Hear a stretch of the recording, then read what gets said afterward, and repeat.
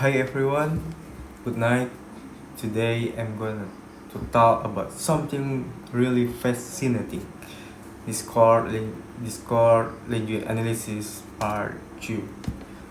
In this presentation, I will explore how people learn and use more than one language, what's make it difficult, and the difference method and motivation behind learning a new language. So let's begin. You know, in many parts of the world, it's actually normal for it's ac- it's actually normal for children to speak two or even three languages in fluency. Someone who can speak more than one language is called bilingual. This an amazing skill. It's help people connect, work, and even think different way. Now let's talk about two important terms like acquisition and learning. When we say acquisition, we are talking about the natural process, especially for children, of picking a language just by communicating with others who already speak it. It's happen. It it's it's naturally happen without consciously studying grammar or memorizing vocabulary. For example, a child who hears their parents speak every day will slowly acquire the language by listening and imitating. Meanwhile, learning is a more deliberate process.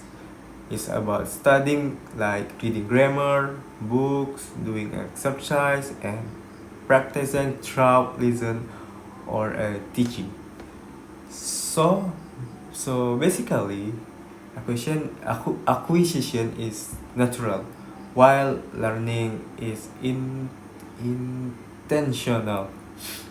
However, not everyone can easily acquire a new language. There are what we call acquisition barrier factor. This is a factor that make language learning more difficult.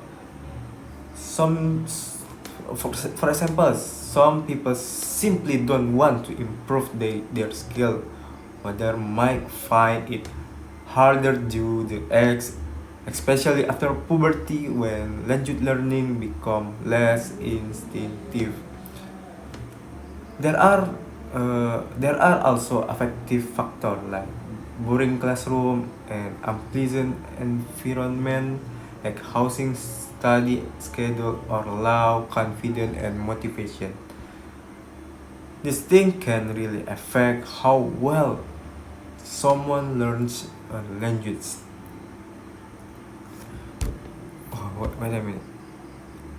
But humans are creative and determined.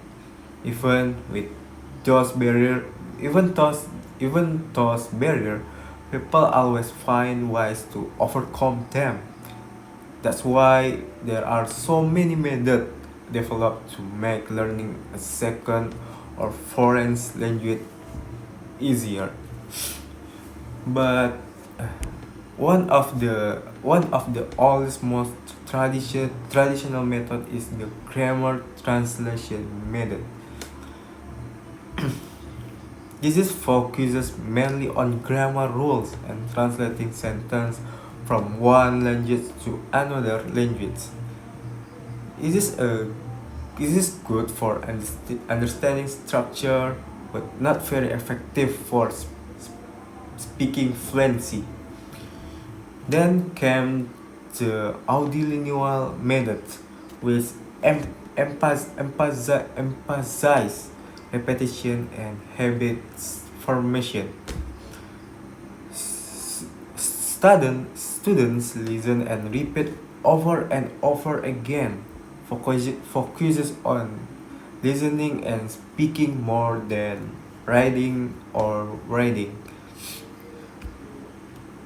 Is this all about training your mouth and ears to get used to the rhythm of the language? After that, communicative communicative approach become popular. This method focuses on real communication that helping learner use language meaningfully in real life situation. It's about fluency and interaction rather than memorizing grammar. Uh, However, sometimes it is ignore grammatical accuracy, which can cause mistake if not balanced. Yeah. In modern classroom, teacher also try to apply what's called focus on learner. It means that the student become to the center of the learning process. The teacher pays attention to each student needs, interest, goal, and learning style. Because when students feel understood and supported, they learn better and faster. Right. Now let's talk about something interesting like transfer. This refers to how person first language influence the way they learn their second language. When both language have similar structure or grammar rules, it's called positive transfer. For example, in Indonesia we say saya makan nasi, and in English is I eat rice. This structure is quiet. This structure is have similar structure. That's why learning this kind of sentence is easier. But if the structure are very different, it can it can cause negative transfer, where someone applies the wrong rules from their first to the new ones. Uh, I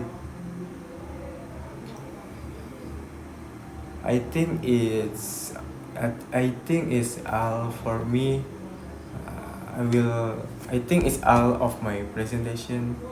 I will thank you for Mr. Hanafi as my lecture. I will close with Assalamualaikum warahmatullahi wabarakatuh. See you.